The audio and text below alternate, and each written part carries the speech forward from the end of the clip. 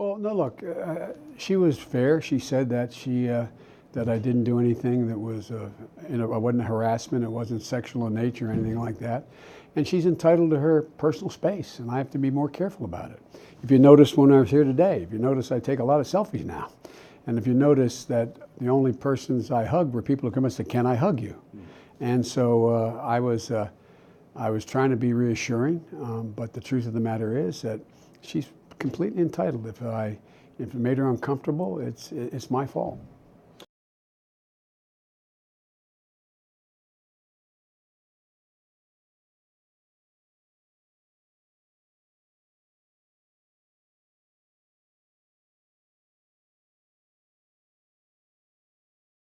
Favor. Be who I am. Straightforward. Be who you are. No, I'm serious. It's just I have carried the moniker for my whole career. I'm middle class Joe, and it's never meant as a compliment. But if you notice, I said there's 3 reasons I'm running. The second reason is to restore the backbone of this country. Focus on what's happening. You realize that a significant portion of the American population, if they got a bill for $400 unexpected, they wouldn't know how to pay it. That's what's happened to the middle class. It's getting crushed. It's getting crushed. The majority of the American people of the middle class think their children will not have the same standard of living they had. There's no need for that. We can easily turn that around and change these god-awful tax cuts that go to the super wealthy, the loopholes that are gigantic. That why should we be in a situation where you're in a situation where you reward capital gains so much that they pay a lower rate than as some have said, lower rate than their secretary pays. So, we all do better when it's just fair, more everybody chips in. But what's happening now is the attitude is that the very wealthy don't have to chip in, but they're ready to. They're ready to, and so I'm going to make sure we get rid of a number of the loopholes that have been built in the law in this tax cut. And by the way, the tax cut created a $2 trillion additional debt. And what are they doing now? They're saying, because we have this debt, we got to cut Social Security, we got to cut Medicare, we got to cut Medicaid. In real terms, that's bizarre. It's not fair. It's unreal. And I'm going to see to it that changes.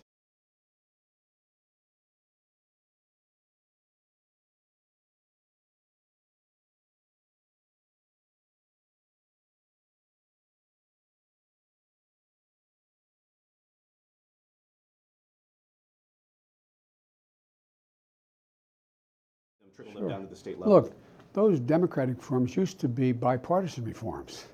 There used to be a basic bargain in the country. If you contributed to the welfare of the outfit you work with, you got to share in the rewards.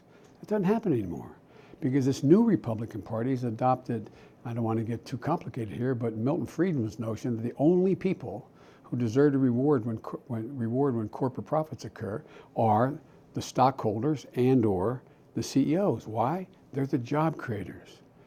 The people in this union hall, they create jobs for other people. Why don't they participate? Why don't the unions, why are we in a situation now where we have, 40% of the population is going to have to sign a non-compete agreement before they take a job? I'm not going to walk across town and get 10 cents more or 20 cents more for doing it. Now, it's one thing if there's a great technical secret you've been working, that's different. So there's a lot we can change that I think that we can get some consensus with a number of Republicans as well. It used to be a bipartisan notion. You lament.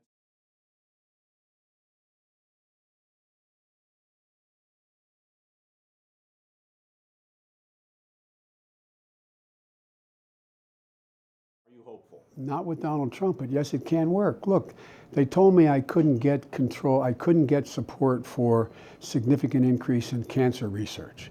After Trump was elected, in January, before we went out of session, as Vice President of the United States, I was able to put together with some really serious Republicans a $6.8 billion investment in cancer research. And we were able to put together when I was vice president, a proposal to deal with immigration by changing the circumstance why people immigrate, by setting out a lot of money for the southern triangle of Honduras, El Salvador, and Guatemala, and say, look, we'll help you rebuild your schools. We'll help you reform your police departments. And what did the president do? He just eliminated it. But that was a bipartisan effort. So I don't believe there's not an ability to put and by the way, put it another way. If we can't get bipartisan support, how do we govern? The political system is broken now. Maybe.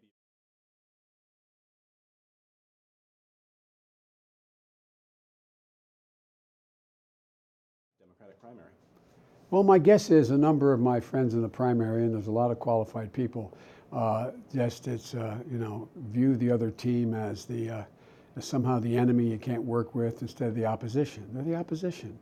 And look what's changing. You know, when the off-year election occurred, I predicted we'd win back 40 seats in the House of Representatives. I went into 22 states, campaigned for 69 candidates. We did incredibly well. They won in areas that were places that Trump had won. And they didn't go out in a scorched earth policy. They went out and said, look, this is what I want to do. And we took back the House.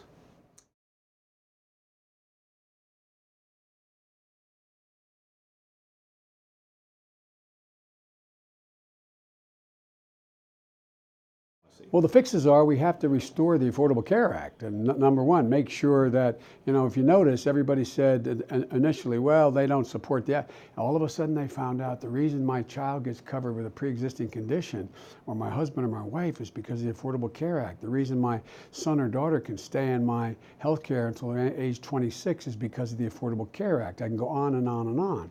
We have to make sure they cannot deconstruct it, number one. And number two, we should make it available. Everyone, whether they have a employer-based plan or a self-funded plan, they should all be able to buy into a Medicare-like proposal that would allow them to be able to have buy-in, allow them to be able to have extensive coverage. Everybody, and we can cover 98% of the American people that way, and possibly as many as 100% of the American people. What do you say from some of the other people running? Well, the Democratic primary? I think they're well intended. I think they mean it, and it's not. I'm not. But here's the deal. Right now, you have this overwhelming number of employers who are paying into the health care plan. Why let them off the hook? All of a sudden, they don't have to pay anything. What happens then to this whole thing about profit and the rest? I mean, it should be part of the compensation if you have it, and you shouldn't have to give up and by the way, the vast majority of American people who have that health care like their health care. We just have to make sure everybody has the option to have really good health care, and I think that's how we can do it. And by the way, the plan I'm proposing will cost a lot less, and I think has a gigantic opportunity to get passed. In addition, I think we have all the money we need by eliminating some of the ridiculous loopholes that have been put into the law, that we can fund all these things.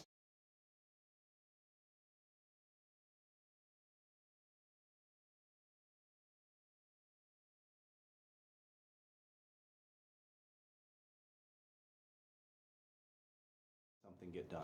Yes, because we will not have, as President of the United States, Donald Trump. And we have a Democratic House. And there's an overwhelming amount of pressure, and a lot of Republicans believe that we have to have a much more rational plan for immigration. And it starts by focusing on the things that are real. For example, building a wall, spending that money. We need high-tech capability on the border. We should stop separating families. We should be in a position for family reunification. The dreamers should be able to have access. We should have a path to citizenship. We're a big country.